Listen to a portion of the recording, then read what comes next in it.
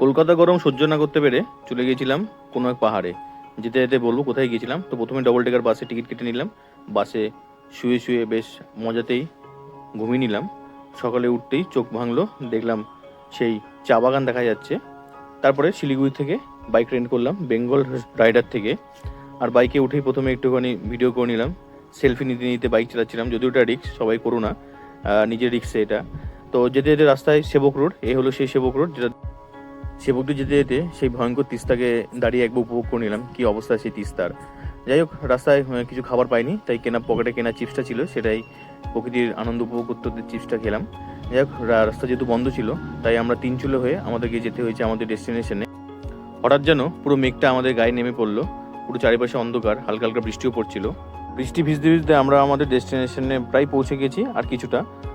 Next ব্লগে দেখতে হবে আমরা কোথায় এসেছিলাম।